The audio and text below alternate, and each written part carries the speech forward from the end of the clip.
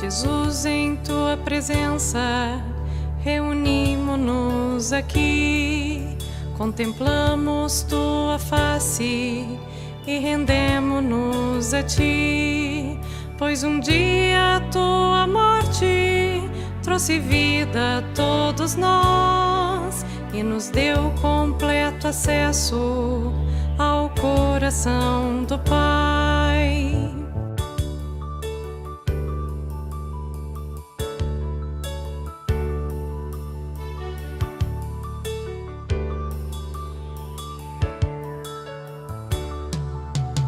Jesus, em tua presença, reunimo-nos aqui, contemplamos tua face e rendemo-nos a ti, pois um dia a tua morte trouxe vida a todos nós e nos deu completo acesso ao coração do Pai.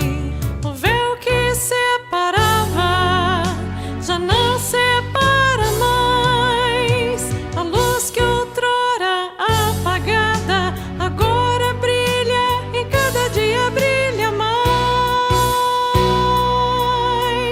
para te adorar e fazer teu nome grande e te dar o louvor que é devido. Estamos nós aqui para te adorar e fazer teu nome grande e te dar o louvor que é devido. Estamos nós aqui. Querido povo de Deus, sejam muito bem-vindos a mais esse momento cultico, onde nós iniciamos em nome da Santíssima Trindade, em nome do Pai, do Filho e do Espírito Santo. Amém. A palavra de Deus para o dia de hoje está registrada em Oséias, capítulo 5, verso 15, até o capítulo 6, verso 6. E logo no início desse texto, a palavra diz assim: Irei e voltarei para o meu lugar, até que se reconheçam culpados e busquem a minha face. Estando angustiados, eles me buscarão ansiosamente. O contexto é um povo que estava afastado de Deus, um povo que confiava em si mesmo ou nas alianças militares. E Deus então fala que vai se retirar da presença deles, voltar para o lugar dele. Mas essa volta de Deus para o lugar dele, ela não é definitiva. Deus espera que haja arrependimento. Deus espera que haja reconhecimento do pecado e um pedido de perdão. A angústia do pecado, a disciplina do Senhor viria sobre o povo e esse povo então procuraria. E Deus estaria ali pronto a perdoar, pronto a purificar esse povo de todos os seus pecados. Assim também Deus faz com a sua igreja hoje. João, quando escreve a sua primeira carta, ele diz: se dissermos que não temos pecado, a nós mesmos nos enganamos e a verdade não está em nós. Mas se confessarmos os nossos pecados, Ele é fiel e justo para nos perdoar e purificar de toda injustiça. Por isso convido você a orar comigo pedindo perdão pelos nossos pecados. Senhor Deus e amado Pai, nos colocamos diante de Ti na certeza que nos ouves por causa da obra de Jesus na cruz. Humildemente, Senhor, chegamos a Ti porque o Espírito Santo tocou o nosso coração para que reconhecêssemos pelos 10 mandamentos, a Tua lei, que somos incapazes de viver uma vida agradável a Ti. E muitas vezes confiamos em nós mesmos, confiamos em nossas alianças terrenas e esquecemos de que Tu és o Deus da nossa vida, Tu és o Senhor da nossa vida. Por tudo isso, Senhor, pelo que falamos, pensamos e pela nossa maneira errada de agir, pedimos o Teu perdão. Consola-nos, Senhor, com a certeza do perdão em Cristo e com a presença graciosa do Teu Espírito Santo. nós pedimos em nome de Jesus. Amém. Todo aquele que confessar o seu pecado, com certeza recebe o perdão de Deus. Se assim você orou e confessou o seu pecado junto comigo diante de Deus, eu, como ministro da palavra, chamado e ordenado, eu tenho o privilégio e a alegria de dizer que todos os teus pecados estão perdoados em nome do Pai, do Filho e do Espírito Santo. Amém. A leitura bíblica completa desse texto do Antigo Testamento, Oséias capítulo 5, verso 15 até o capítulo 6, verso 6, eu faço agora com vocês, onde diz assim: irei e voltarei para o meu lugar até que se reconheçam culpados e busquem a minha face. Estando angustiados, eles me buscarão ansiosamente. Venham e voltemos para o Senhor, porque Ele nos despedaçou, mas vai nos curar. Ele nos feriu, mas vai atar as feridas. Depois de 2 dias nos dará vida. Ao terceiro dia nos ressuscitará e viveremos diante dele. Conheçamos e prossigamos em conhecer o Senhor. Como o amanhecer, a sua vinda é certa. Ele descerá sobre nós como a chuva fora de época que rega a terra. Que farei com você, Efraim? Que farei com você, Judá? Porque o amor de vocês é como a névoa da manhã e como o orvalho da madrugada, que logo desaparece. Por isso os abati, por meio dos profetas. Pela palavra da minha boca os matei, e os meus juízos sairão como a luz. Pois quero misericórdia e não sacrifício, conhecimento de Deus mais do que holocaustos. Até aqui a leitura da palavra de Deus do Antigo Testamento, leitura também que servirá como base para o nosso momento de reflexão. Nós ouvimos na leitura de Oséias que Deus é fiel naquilo que Ele diz. Deus é fiel naquilo que Ele promete, seja na lei ou no Evangelho. Deus prometeu a um povo teimoso, um povo afastado, que iria disciplinar esse povo. E isso aconteceu quando esse povo foi levado pela própria Assíria, que era um dos países com quem Israel tinha aliança, e lá eles serviram durante anos como escravos nesse país. Como nós já vimos, nós temos um diagnóstico. O ser humano, naturalmente, por causa do pecado, ele tende a se afastar de Deus e a confiar mais em si mesmo. O profeta deixa isso muito claro. Ele está no contexto onde o rei Jeroboão II estava reinando sobre Israel, e ali havia uma prostituição do povo com outros deuses. Deus tinha feito uma aliança, Deus tinha um casamento, entre aspas, com o seu povo, e o povo se prostituiu adorando outros deuses. Porque as alianças militares envolviam também uma aliança teológica. Para você ter uma aliança militar com um povo, com a Assíria, por exemplo, ou com o Egito, que era o segundo povo com quem Israel flertava, precisava também não só agrupar os exércitos para lutar, mas acolher deuses daquela nação. E aí o profeta Oséias, ele denuncia esse pecado do povo, dizendo que o amor do povo de Deus para com Deus é como o orvalho da manhã, é como a névoa que logo se desfaz com o nascer do sol. Ou seja, é um amor superficial, é um amor passageiro, um amor que até cresce, até aparece, mas é por um momento e daqui a pouco ele se dissolve. E tem uma consequência desse amor assim. No verso 15, Deus diz que Ele iria se retirar do seu povo, até que eles reconhecessem-se culpados e buscassem novamente a face do Senhor. Nós vemos que Deus também disciplina aqueles que se afastam dele. Mas a disciplina de Deus não é um castigo onde Deus se alegra em castigar. A disciplina de Deus, como aconteceu no passado, onde o povo foi levado como escravo para a Síria, ela acontece assim como acontece numa cirurgia. Por que eu uso a imagem da cirurgia? Deus não fere para destruir, da mesma forma que um médico não fere para destruir numa cirurgia.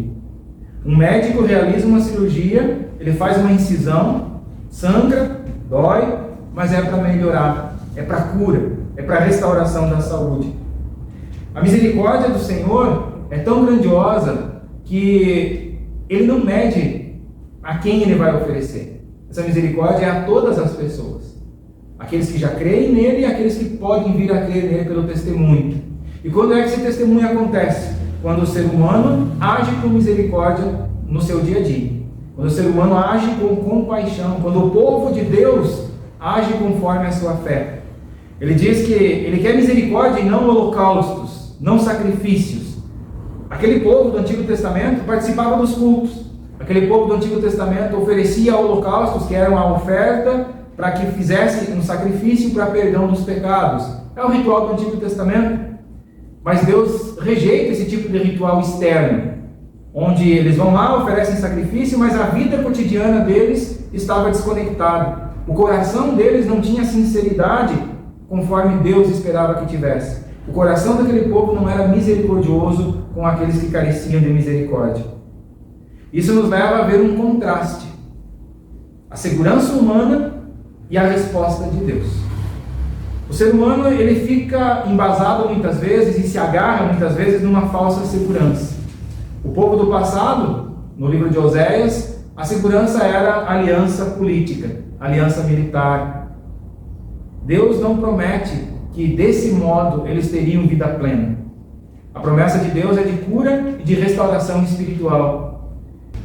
Outra coisa que também nos leva a ver esse contraste: a falsa segurança humana está num culto superficial, um culto hipócrita, onde eu participo, eu vou lá, junto as mãos, faço a minha oração, mas na hora de viver, na prática, eu não pratico aquilo que Deus me ordena a praticar na sua palavra. Eu não amo o próximo como a mim mesmo. Eu não coloco Deus em primeiro lugar na minha vida, mas eu coloco o trabalho, eu coloco as preocupações, eu coloco os estudos, eu coloco um monte de coisa no lugar de Deus, menos Deus. Bom, como é que Deus age? Com desejo de misericórdia. Deus age com compaixão e Ele chama novamente a gente ao arrependimento. Se estamos vivendo dessa forma, colocando outras coisas no lugar de Deus, nos prostituindo espiritualmente com outras coisas, colocando essas coisas acima de Deus, Deus age com misericórdia e a fidelidade dele é real.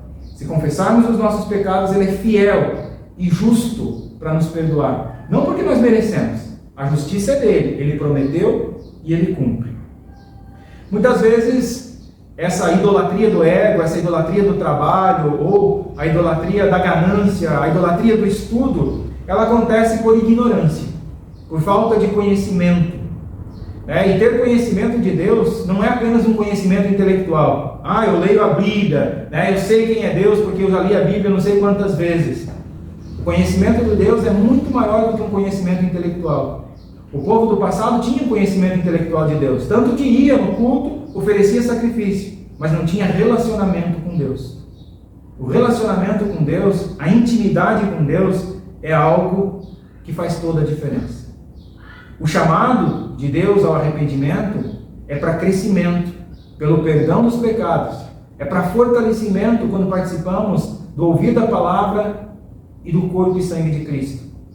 É para crescer na fé, é para crescer no conhecimento íntimo e no relacionamento íntimo com Deus, o que leva a gente então a viver uma vida coerente, onde a gente não apenas vive de sacrifícios e holocaustos, mas a gente vive com misericórdia.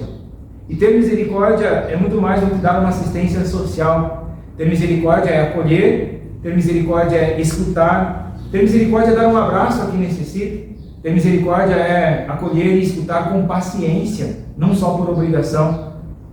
Não só escutar querendo que aquela conversa logo acabe para mim ir embora logo, ou para mim fazer minha refeição, ou para mim fazer outras coisas.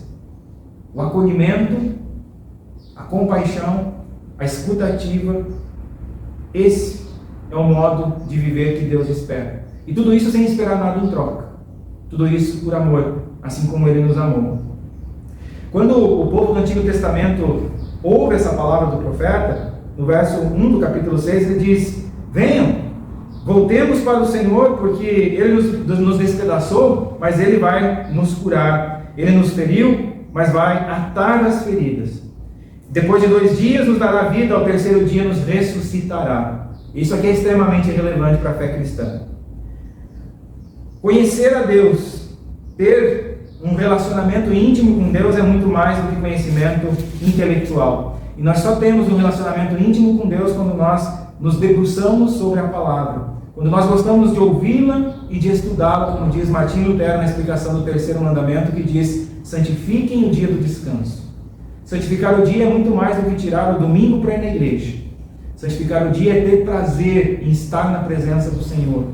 É ter prazer em ter um relacionamento íntimo com Ele, lendo a palavra, estudando, orando e pedindo a direção do Espírito Santo. A promessa de restauração vem no terceiro dia. Isso é relevante para a fé cristã, como eu disse, porque aponta para a ressurreição de Cristo. Depois de 3 dias, morto por causa dos nossos pecados, Ele ressuscitou. E é em Cristo, nesse Cristo vivo e ressurreto, ali que está a nossa vida, ali que está a nossa liberdade. Em Cristo, nós somos restaurados por Deus. A certeza do novo amanhecer, esperado lá no Antigo Testamento, nós temos também na ressurreição de Cristo. A vinda restauradora de Deus é tão certa quanto o nascer do sol de cada dia. A volta iminente de Jesus é tão certa como a chuva cai no tempo determinado por Deus. Assim, nós seguimos, não como o povo do passado, rejeitando a Deus e confiando em si mesmo. Nós seguimos firmados em Cristo, aquele que nos chamou pelo batismo, nos tornou filhos e filhas de Deus, aquele que nos recria a cada vez que nós confessamos o nosso pecado e recebemos dele o perdão, aquele que muitas vezes nos disciplina, sim, por causa da nossa teimosia, mas não para o nosso mal. Ele disciplina para a nossa restauração, que nós só encontramos em Jesus. Essa é a fidelidade de Deus, em lei e evangelho. Deus disciplina, Deus restaura. Deus chama ao arrependimento e dá o perdão. O mesmo Deus que esteve com o povo do Antigo Testamento está com você. O mesmo Deus poderoso que restaurou aquele povo depois de um tempo cativo é o Deus poderoso que te chamou pelo teu nome e disse: você é meu, você é meu filho querido, você é minha filha querida, e é a ti que eu vou restaurar. Confie nessa promessa, esteja certo da presença de Deus e que o Espírito Santo te abençoe ricamente. Amém.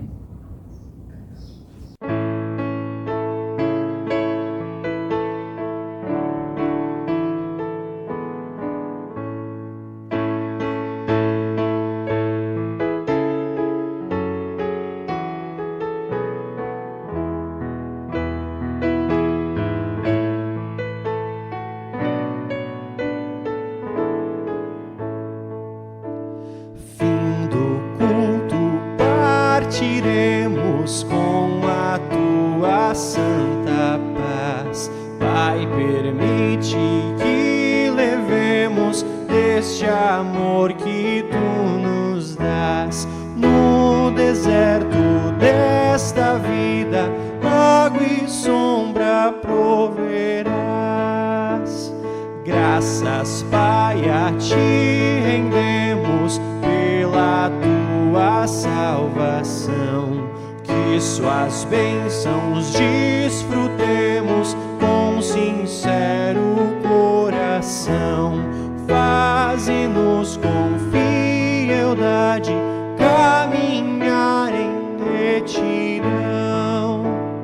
Quando então tu nos levares deste mundo, ó Salvador, quando, ó Deus, tu nos chamares, te ouçamos sem temor. Irmanados habitemos o teu reino de esplendor.